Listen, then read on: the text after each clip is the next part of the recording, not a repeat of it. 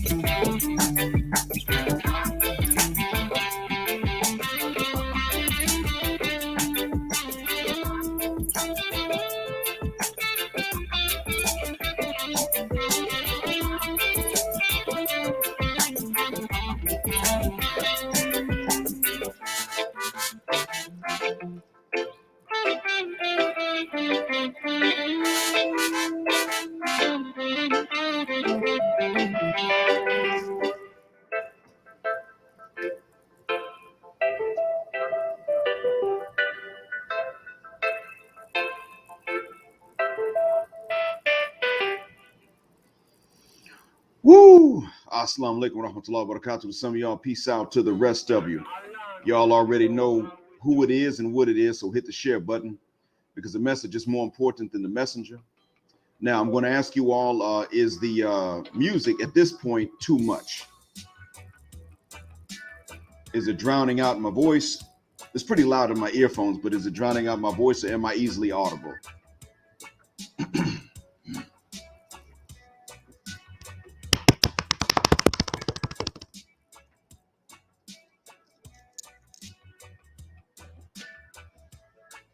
I see you all are hitting the share button too, and I appreciate that.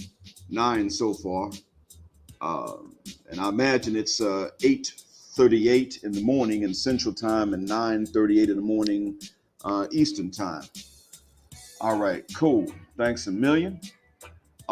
So to make a long story short, and if you all hear me adjust my chair, I'm letting you all know now I don't have gas and I would not be live if I did. But when I adjust my chair sometimes to make my sinuses more comfortable, it may seem like I do.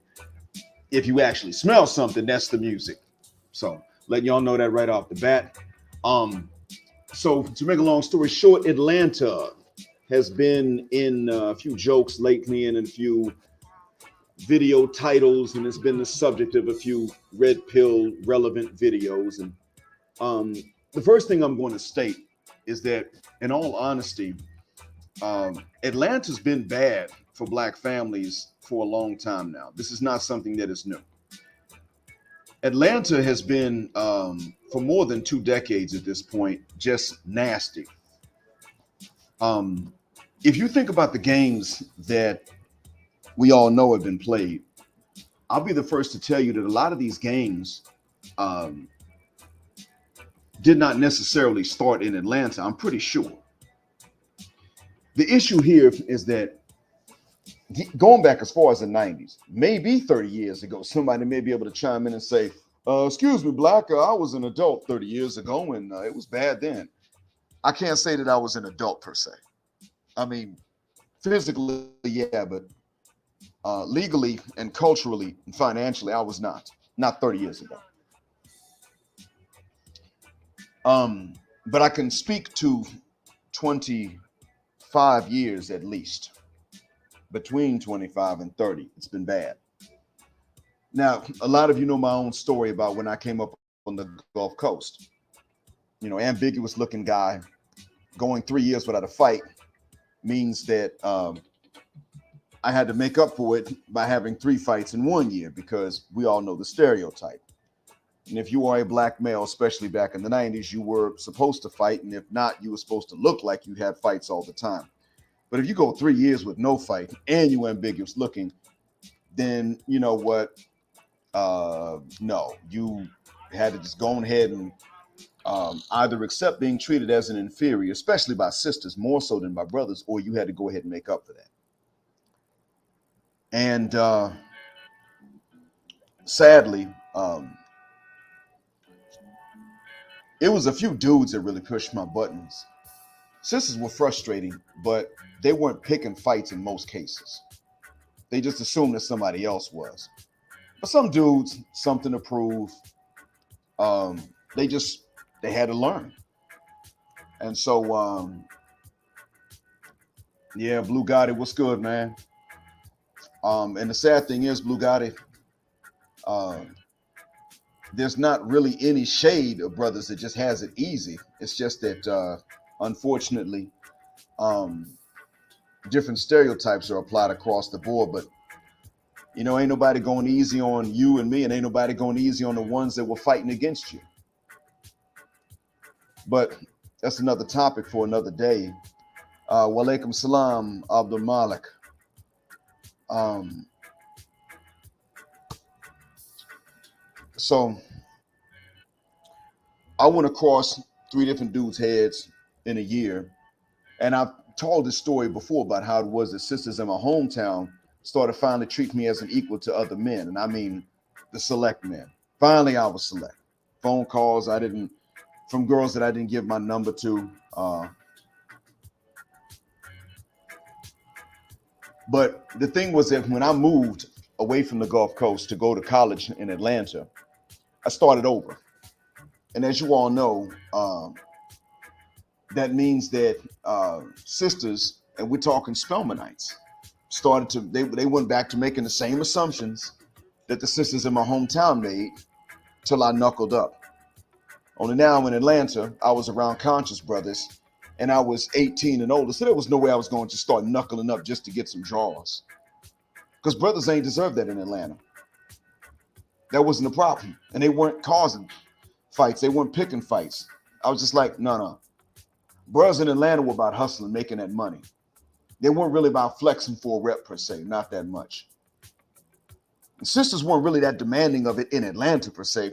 But again, I had something to compensate for, which you all know I learned about in 2001. But the issue was that because I was starting over in that regard, I remember telling my parents after my freshman year in college, Mom, Dad, I know we pro-black in this house, but what's not going to happen is me pairing up with an African-American woman. It's not going to happen because she's got to have her stuff together and then approach me for that to work. And they're not going to do that. The other thing, too, is hypergamy. And we already know what hypergamy is about. And hypergamy, well, I picked up early on that hypergamy was different for me than it was for other brothers. What's good, Lion? What's had in the passport, OG? Thank you, gentlemen, for joining in. Y'all always support my lives, and I really do appreciate that from the bottom of my black heart and from the depths of my black mind. And up, oh, whoa. All right, JF coming through with the Cash App. Thanks a million from the bottom of my black heart and from the depths of my black mind. I mean that. All right. Peace, Akialis. And so here's the thing, though. Where I was coming up, Abdul Malik, it wasn't like that in the 90s. Now, in the 80s, maybe I'm not sure, but Abdul Malik in the 90s on the Gulf Coast, that changed. 1989, that changed. 1990, it was actually the opposite. You look like Christopher Williams, I'll be sure you had to have drug money to compensate if you looked like them. That's what it was like back then. At that point, that was when it changed. I remember that. So Passport OG, you know about that because I was there in the late 90s for school, and it was a bastard. It was a beast. Salute Afro National. I was wondering why this room got so black and so dark. All right. Shouts out to S. Birch for coming through on Cash App. Again, from the bottom of my black heart and from the depths of my black mind, thank you. I mean that. Let me hit these replies right quick. All right. I think y'all can see them now. Yes, sir. Now, I'm not giving out first names. I'm giving credit, but I don't want to give out first names only to make sure that I protect privacy.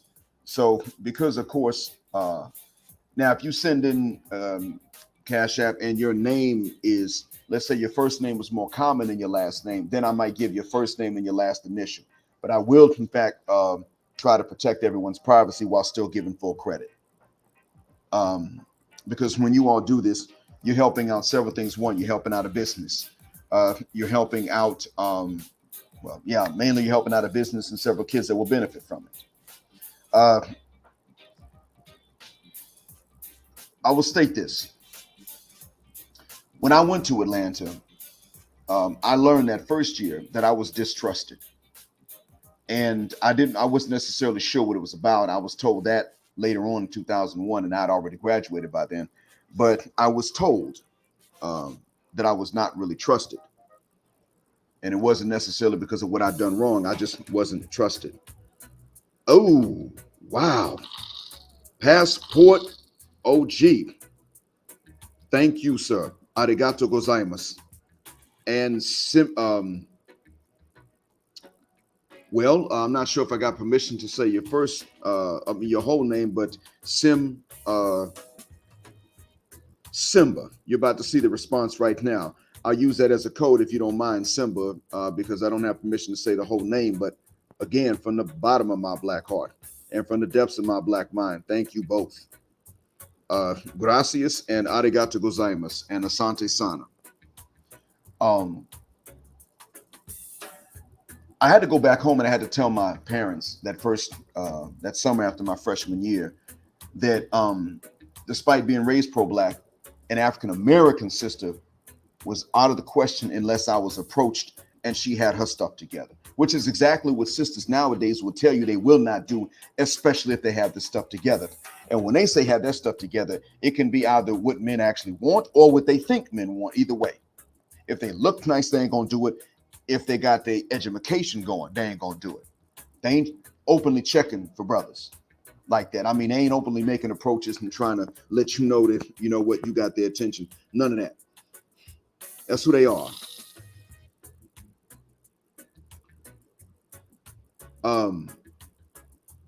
Shouts out for D Harrell. Thank you so much, sir, and I mean that. So I want y'all to stop and think and imagine for a second. Having to go to a pro-black couple that raised you and tell them that at least a particular nationality, your own nationality of sisters is out of the question because they're just not showing you the same respect and admiration and interest that they're showing other brothers. And that's what I was picking up on coming up in Atlanta. Mind you, like I said, this is late middle 90s. Imagine, and most of you that are my age or older, you're going to remember a time that this was not the case for you, but it was for me. You younger brothers are going to know about this from a young age, what I'm about to tell you. And I'm going to tell you all about this anyway, because it started with me and a few other brothers before this was generalized by sisters across the board for everybody. See, most of y'all know when you were in high school, you could date somebody in high school a little younger than you, but you could. When you got to college, you could date someone in college a little younger than you, but you could. Still in college. I had to go to college to be able to date a high school chick. Stop and think about that. This is back before they were doing this to brothers across the board. I had to be out of a chick's league for them to be interested. That's what would happen in Atlanta. And I quickly picked up on this. So when I went back for my sophomore year, after having this conversation with my parents, I had a new outlook. No approaches, especially to American sisters. I really wasn't about to approach non-black women either because of cultural differences, but I let them know, they don't notice I don't approach sisters. That ain't happening. It wasn't because I hated them, it was because they were sending a message that they didn't actually want to be approached, even if they did. They were sending that message early on, clearly, quickly.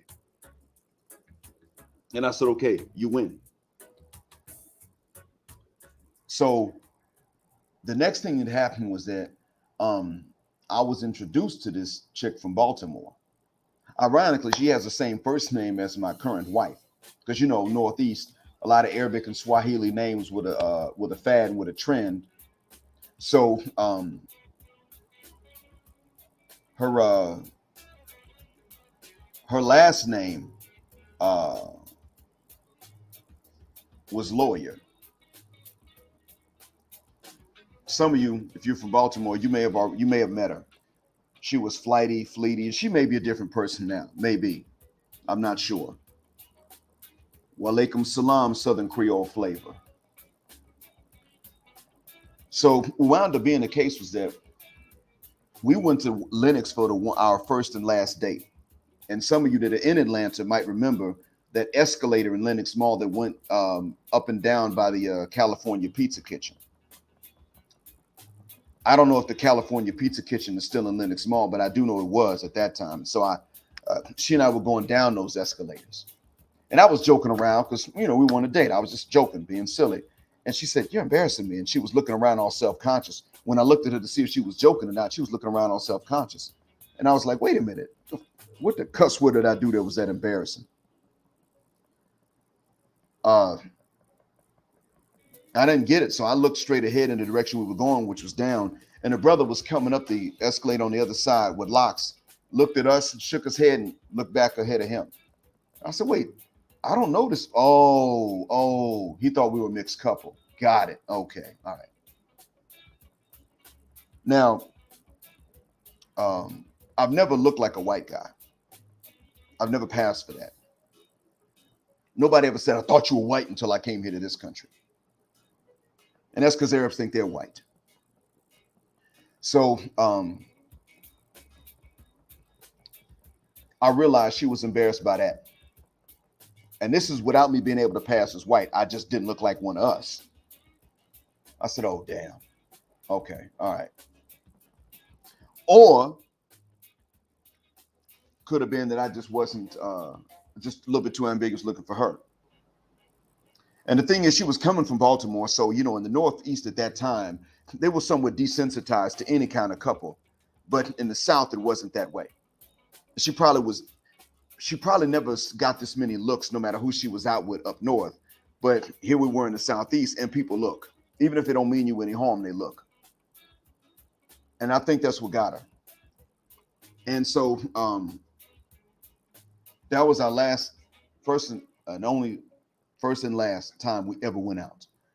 But later on the phone, she was like, "I just feel like I wasn't really made for this earth." And I thought, okay, that's that old spiritual, flighty, crazy talk right there. So she was that flighty, that crazy. But I embarrassed her just being out in public with her.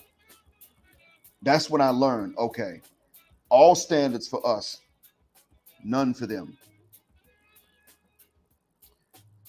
Now, this leads me to the next point I'm going to make. Blue Gotti. Y'all look at what he said here, because I'm going to switch to the next thing. What he went through seems to be a bit odd, but then again, it's Atlanta. But then when you look at the reason right here, it doesn't make any sense. So when you look at that reason, that's illogical.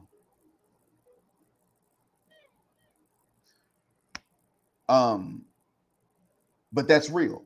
That did happen. See, I know that would happen in his case because in my case, high yellow, had straight hair back when I had hair, and I let it grow long for a while, but I didn't let it, let it look like a lady's hair. It wasn't that. I don't have green eyes. So if he had green eyes, the stereotype that was assumed and applied to me was going to be assumed and applied to him too. Being in Atlanta didn't help. There were some photographs that some photographers took around Morehouse when I was there, especially when I was new. And I was in a few of them. And there were some sisters that said to friends of mine, few, maybe about two, said to friends of mine when they saw some of these photographs, "Oh yeah, he got sugar in his tank," and pointed at my picture. I've never been interested in men like that. Never, not for 1 second of my life. But you can't prove that. And to a Western black woman, you really can't prove that. So what he dealt with, what he's reporting here, I believe. I don't want to, but I do. And I agree with Lion here, right there, because I started doing that. And that what that meant was not even dating for a while, not even going out with anybody. I let them talk. They would say or do something dumb that I knew they wouldn't tolerate in me, and I was out. You know who it was after that? It was always women from my hometown. After that, I left Atlanta. And then after that, it was always women from my hometown that were interested. 2 long distance relationships back to back. That's what happened. Couldn't have happened when I lived there, but then when I left, it could, because they still knew. My hometown, they still knew, oh yeah, black man, he scraps, he fights. He's not a doormat. But in Atlanta, that could never be the case because, you know, hey, look, it's Atlanta. So I quickly realized that in Atlanta, and this is actually what this is something that some of them told me. I quickly learned, I should say, especially that first summer after my freshman year, before I went home and told my parents what I told them. I learned that the sisters in Atlanta were so bitter about the lack of men in Atlanta, or at least the perceived lack of men. They were so bitter that they assumed that a single man had something wrong with them. 9AY was one of them. There had to be something. He's in Atlanta, he's single, and he's black. What the wuck is wrong with this dude? Well, if all of them are making the same assumption, that means that whoever's single when they get to Atlanta is stuck single until they leave. That's what that means. They weren't thinking this way. But most sisters, most black women in Atlanta that were not from a traditional society, and I mean newly from one, had the same assumption.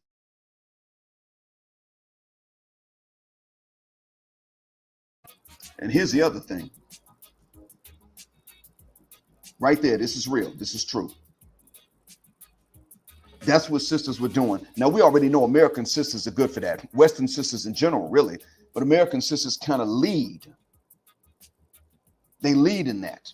There is an assumption that Western sisters have, mostly American sisters, that they can look at a man and tell certain things about them. This was actually much worse in Atlanta. Now, my hometown, it was bad. Bad, bad, bad. In Atlanta, it got even worse because Atlanta attracted sisters that were into that fake, free-floating spirituality. You know, I'm spiritual, not religious. That's what they would say. And you already know what that means. That when you hear that, I'm spiritual, not religious, you know what that means. Y'all know what that means. That third eye stuff. So they think they can look at men and read men.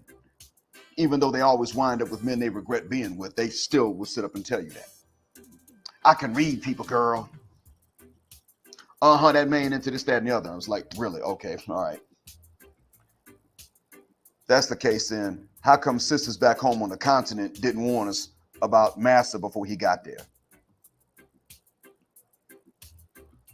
How were they able to grab people, men and women alike, when they wanted to in West Africa and Central Africa? How were they able to pull that off if you got this third eye, you can read people and you can see what's coming down the pipe before it turns the corner? So this leads me to the next thing that I began to see. I began to see something else. Now, even in my hometown, I quickly learned something. I learned that sisters in my hometown, even after I knuckled up, sisters in my hometown still had this view that black mind was a dude to go to when you didn't like your weight or you had somebody else's kids to raise. They still had that idea about me. They were just worse and more toxic with it when I was in Atlanta. So here's what happened. I began to hang out with people from the continent. Before I became Muslim, I would go to some of the Ethiopian churches. There were about 2 at that time, 3 later on. I was trying to learn the Amharic language. I picked up about 1/3 of it, and since then I've forgotten a lot of it. But as I was hanging out with them, I began to notice something. I began to notice how innocent a lot of Ethiopians were. I don't mean dumb, and I don't necessarily mean naive. I mean just innocent. And I could see why they used to be called by the Greeks the blameless Ethiopians back in classical history. I got it. I was like, yeah, these cats are innocent. So in any case, when I went to hang out with them, spend time with them, especially on the weekends, I learned a good bit. And I was able to make a comparison contrast and see what had happened. I also began to hang out with Liberians. Western Africans. Many of them were from African American and continuous continental descent. Notice I say continuous. Many were from both. And I began to see how they reminded me of African Americans back in the 80s. So what I began to see was that when these couples moved into Atlanta from not only other cities, but from Liberia, from Ethiopia, I began to pick something up. At first, I was hanging out with them, but then I began to notice, after I graduated, I began to notice a trend, a pattern. African-American couples moving in from other cities would start to get on the rocks after a while. They wouldn't stay together. I remember, never forget, one of the first guys I trained came in from Detroit, Michigan. Shout out to all my Detroit folks. I'm just joking. I know it's Detroit. But he moved in. He and his wife were a solid couple when they first moved into Atlanta from Detroit.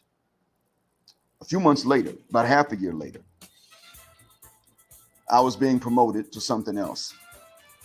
Same company. I went by the old building, saw him. I said, hey, man, what's good? What's going on? That man said, man, bro, I don't think I'm going to stay with her. I did a double take like, say, man, y'all was a strong couple when you moved here because generally speaking, we couples don't move unless they think that's going to strengthen the marriage. They don't usually move together. He said, man, we got to Atlanta, bro, and she is not the same person she was back in Detroit. And I'd known her from my teenage years. I looked at him and I said, hold the mother cuss word phone. Y'all move here to Atlanta where they say that there ain't enough men. And she starts changing. And he said, that's what I'm saying, bro. Who's she going to replace me with? I'm the one that's got options, not her. And she's acting like I'm a nuisance or something. I said, okay, all right. Now, in my mind, I was thinking she found somebody else, or at least she thinks she will. And I mean, she really believes she will. It's one of them two. I said, that's what's going on. Man, look, I know I don't have to go back and ask, hey, man, what happened? I don't have to. I already know they split. You know how I know? I know because later on, Liberians I knew that formed couples and married couldn't stay together. Ethiopians who had married in Ethiopia moved to Atlanta, and that's where I met them, and they couldn't stay together.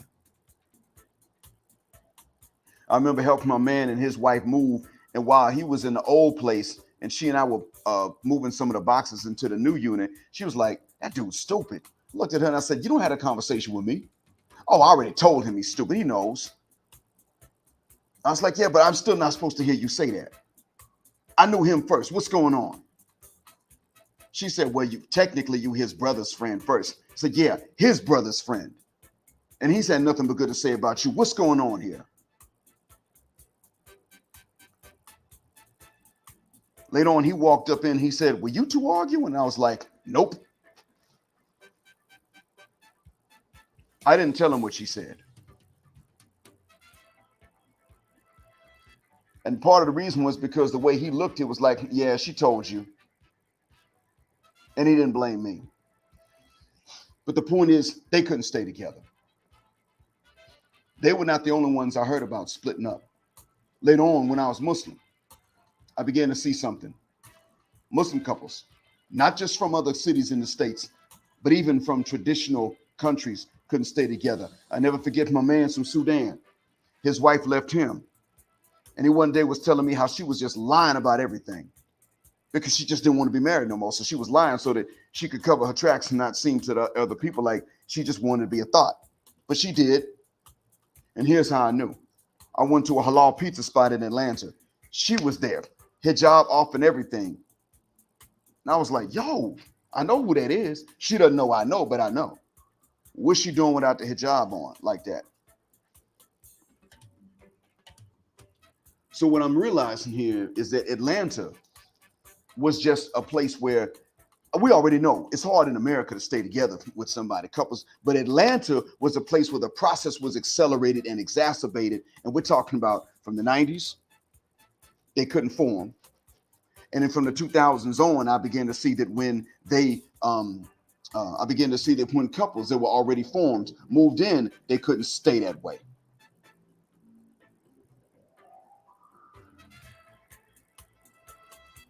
So I'm gonna tell you what happened with the Sudanese fella.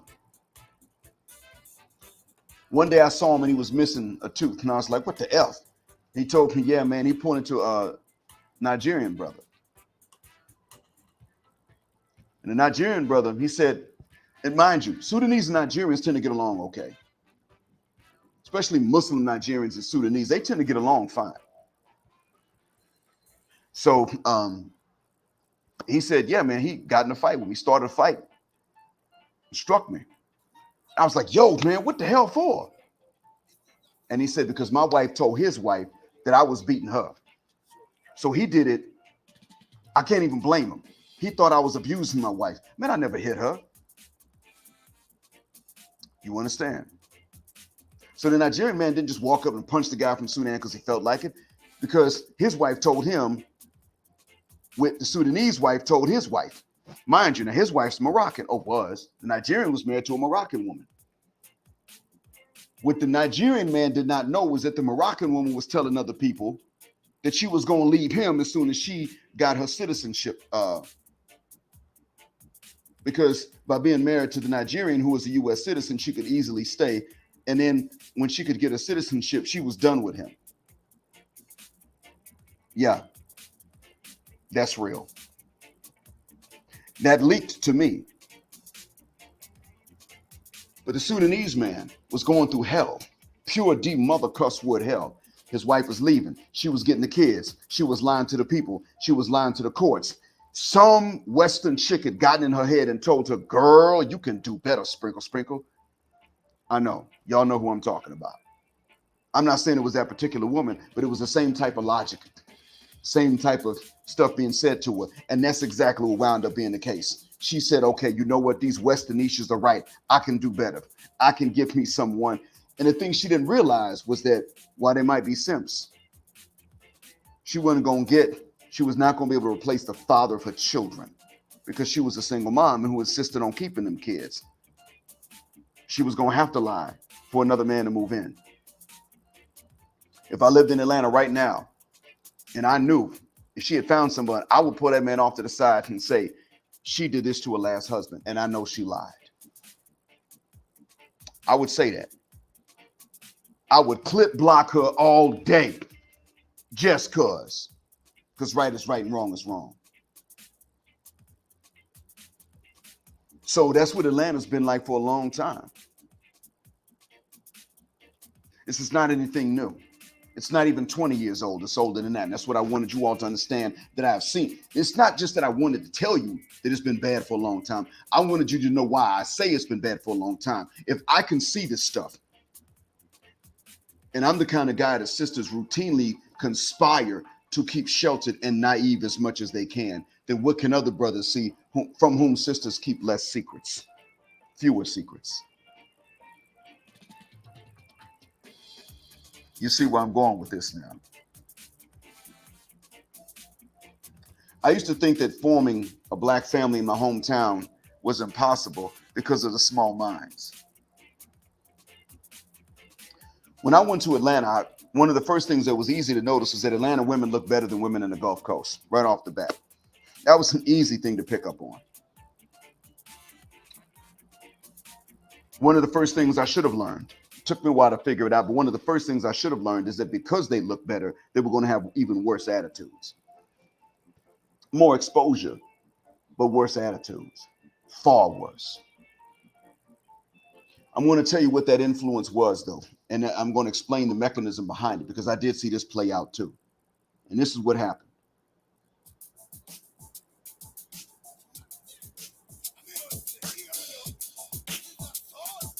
One of the things that happened was that as sisters moved to Atlanta, they left behind their families. So what this meant is that mom and dad no longer had influence. No, mom and dad no longer had sway. Understandably, okay, they didn't have it. Mom and dad since they were not the major influences anymore, and neither was the pastor, these sisters, of course, that vacuum had to be filled. And what the sisters found was that they could then influence each other. They were each other's influence. That's what you saw. So that means that somebody from Neshoba County, Mississippi, could sit up and trade game with somebody from Marion County, Alabama. You get it?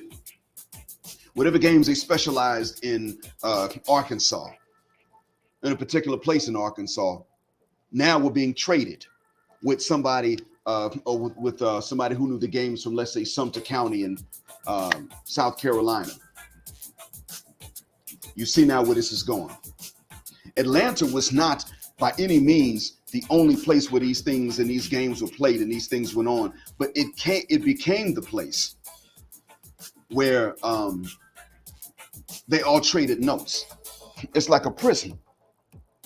In prison, one criminal knows one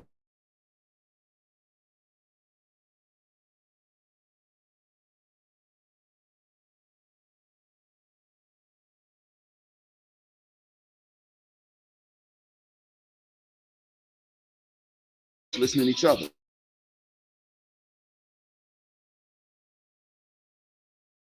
But that's what it was. What you all saw going on is that sisters were going into Atlanta and trading notes with each other. And there was, you know, the mega church pastor became like the third or fourth influence. They were each other's influences. And that's why Atlanta became the capital of this. Excuse me. Sorry. The place where all of these things intensified.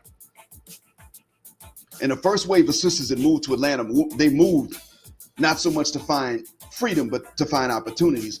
But the ones that they reached back to and told in their hometowns about the new freedom were not going for new opportunities. They were just going for freedom. Freedom to do what? You see now where this is going. Exactly. Exactly. They're trading these things with each other. They were trading this information with each other. And in the process of trading this information with each other, they turned wherever they happened to be, which was Atlanta, into a cesspool for these things. And what you and I were seeing is nothing more than the results. It could have been anywhere. Wherever the Black Mecca was going to be. And here's another thing. In Atlanta, the job market was going to favor sisters over brothers anyway. It did. I know that. And so with that being said, we're seeing the results of that. And now Black families cannot form, Black couples cannot form. And if they do, they cannot stay together, especially in Atlanta. And now those results and those effects are spreading elsewhere, because at this point, you don't have to live in Atlanta to trade the information on these games anymore. That's what you all are looking at. That's what we're seeing the results of. Now the effects of Atlanta have spread far beyond Atlanta because of social media. And we have the opportunity to make Atlanta one of the major exit ports for passport bros, for SYSBM, for Passport Gang, for IBMOR, because it's got an international airport. And we have a chance to make it one of the major points through which we exit to go where we want to go, so that while Atlanta itself remains this cesspool and becomes even worse than what I can tell you, what can happen is that the airport can become a major transit point, or the point of departure for many of us. Because they got a lot of international flights leaving out of Atlanta. Many of them. And more international flights towards the continent are leaving out of Atlanta these days. Dallas, New Orleans, and Miami, and Houston are the ports, they're the airports that go mostly to other parts of the Americas. Atlanta and New York are the airports that tend to go to Europe. Those are the airports from which you catch flights to go to Europe and Africa. And I think it's time that we start going ahead and taking advantage. Oh yeah, Atlanta is a great airport to fly through and to fly out of. Absolutely. We need to make Atlanta's airport our favorite part of Atlanta from here on out. Because it has long since been a place where couples, it's not just me, it's long since been a place where couples couldn't form. And couples moving there could not stay together. I knew a Muslim couple, they were from both Detroit and South Carolina. He might actually be listening now. He was one of those guys I told you about. His wife decided that she was going to contact a old boyfriend from high school. And this is a Muslim couple. Old boyfriend from high school. He said, let's not do that. I'm not contacting old girlfriends. Don't contact old boyfriends. And just to show him that he don't tell her what to do, she logged into Facebook, contacted an old boyfriend, and left the computer logged into Facebook so he could see it when he came downstairs to leave for work. At this point, and she used to wear the niqab, the face veil, in the U.S. At this point, she ain't Muslim, she ain't praying, she's a drunkard, fornicating with a homeless man, and fighting him for custody. That's what it's led to. That's what Atlanta does. I'm married in Atlanta. Y'all already know how that turned out. And I was one of the lucky ones. I was able to stay married for 11 years and some change. But I ain't gonna sit up here and act like it was great. Hell, I don't think the good parts of it lasted for. Atlanta is a place where even Muslim wives are ridiculed for being faithful to their husbands. Think about that. Muslim wives get ridiculed by other women for being faithful to their husbands. The hell kind of chance you think anybody else has in Atlanta? Traditional Ethiopian women from Ethiopia would go into Atlanta with their husbands.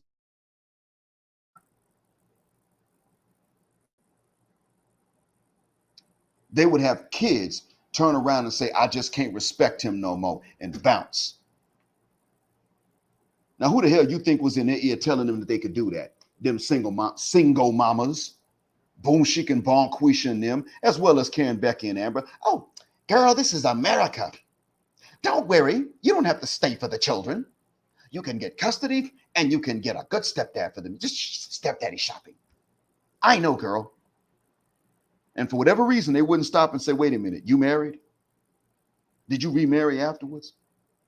And that's largely because these women from traditional areas would say, well, I don't necessarily want to become a thought. I don't want to become batting practice.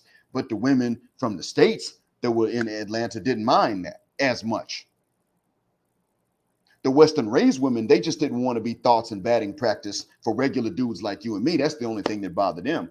But the women from traditional areas didn't want to be thoughts and batting practice at all. So they would actually have less of a chance and wind up by themselves. But by that time, it's too late. They done busted up the family. That's what's out there.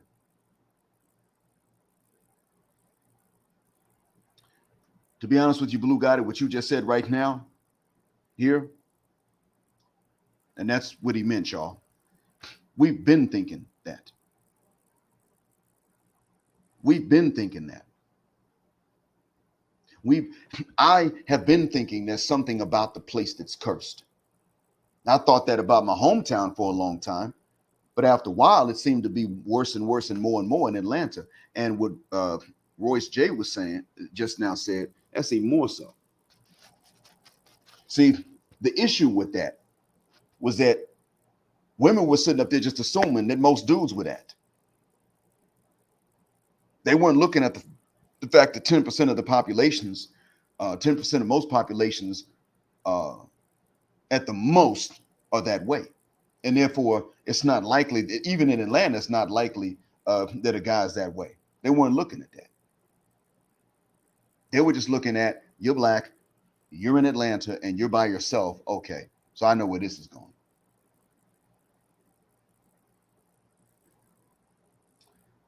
So another thing, too, that did happen was that the job market would favor sisters over brothers. So sisters could easily get more. Plus, sisters also went with plans. I'll get that to him. I would give him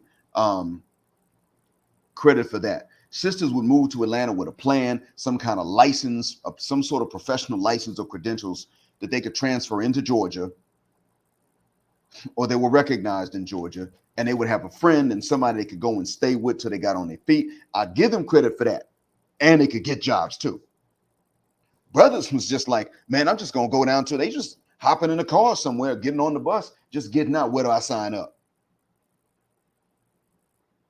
That is one of the things. But the thing is that brothers that were just going down there and just going down to Atlanta, they would wind up doing better with sisters than brothers who went with a plan.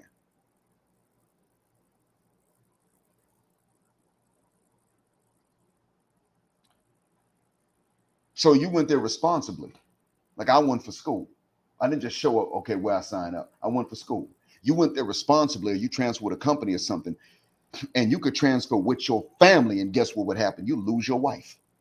And who do you lose it to? Somebody that just showed up, got off the bus.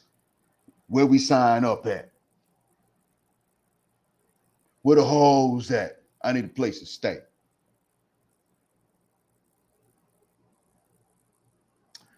So now the word's been spreading, and it's been spreading for a while. I mean, I remember back in 2010 and 2011. That's now 13 years ago. I remember having a conversation about the place, and we used the C word, cursed. I remember having conversations about it. And now here we are today, and I'm sitting up telling you that when it comes down to family, starting a family, it's been bad for a long time. Going on more than 2 decades, going on about 3 decades. I'm sitting up here telling you that's how bad it's been. So bad it's hard to believe. You be like, no, you can't be serious, Black. Yeah, I'm serious. Dead serious. And I'm gonna tell y'all straight, on them campmen on the AUC, Spelmanites were not much better. They were also looking for D-boys. Now, there was a study that was done about this shortly before Kevin Samuels passed away. And the study showed that not just college women, but Spelmanites wanted thugs. He talked about that. I don't remember the name of the upload, but he talked about that, or the name of the live, but he talked about that. And it was true. Spelmanites. They were like, yeah, I want me some of them. And I saw it play out. I learned in Atlanta. I learned in my hometown. And then I learned in Atlanta. Stay away. I went to Morehouse. For 3 years, I stayed away from the campus. I'm not kidding. I remember once I was asked to go pick up somebody from Spelman's campus, and I was like, she's got to go to the gate and be at the in the parking lot. This is before cell phones. I was like, she got to go to the gate and be in the parking lot. Because they had protection, which is fine. Morehouse ain't had that kind of protection. No.